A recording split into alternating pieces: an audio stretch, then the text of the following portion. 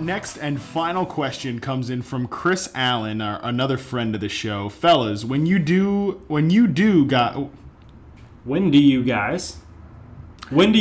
Excuse me. I'm going to edit that. And I'm secondhand, huh? Okay. Fellas, when do you guys start to move past sports metrics to evaluate a player from a mental standpoint at any stage of his career? You or others in sports media? For example, the Monte Ball story seemed old news to people in the know, but it's been a couple years since his time in Denver, and speculation back then was he's just bad at football. Similar story with Nelson Aguilar needing to see the team psychologist but being immediately written off by fans, fantasy football enthusiasts, etc. Is there a way, or should there be a way, that both narratives, sports and psychology, be reported together so we get a full picture of how the player is performing? Thanks and take care. You got any takes on this? This is an interesting question. I mean, you have a whole stance on this.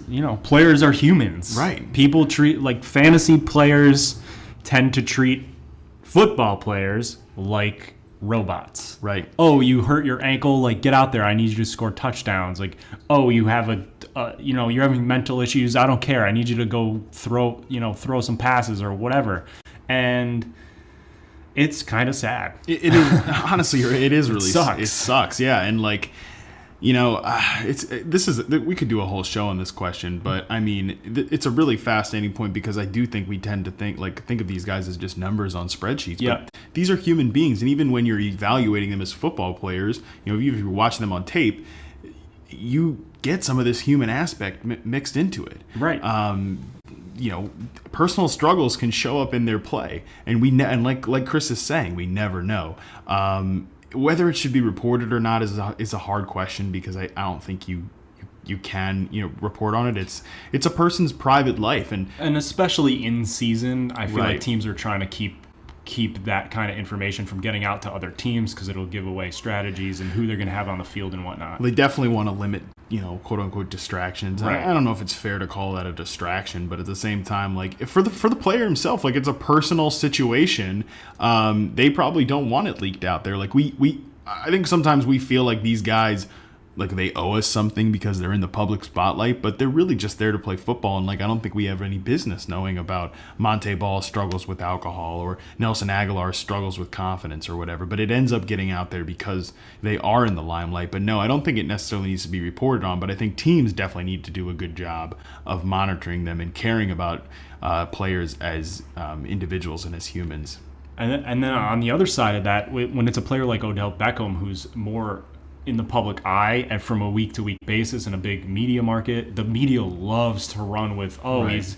he's running into the net and he's slamming his helmet down and he's crying on the sidelines and he's a diva and this and that.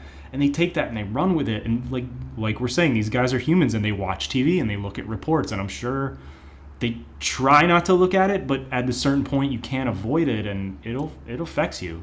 You have to be mentally strong to be a professional athlete. No question. And, last point on this is just to that what you were just saying. I think some of these guys don't even really know what they're getting themselves into, before they get to the NFL. I mean, a player like Odell Beckham, there's no way that he could have ever imagined that, the NFL social media would have a camera in his face every second, Right. And, yeah, no doubt these guys want to run with the fame and the recognition. But I think that, it just doesn't. They don't know what they're getting themselves into a lot. It's a lot to handle, and people think money and fame is easy, but it changes you and it's difficult. I'm a 25-year-old guy. Being a 21 and 22 is hard enough. Trying to transition to real life, just because you have a lot of money does not mean it gets easier. It can in fact get a lot tougher. So I think it's a really good nuanced question. We could talk about this for a while, but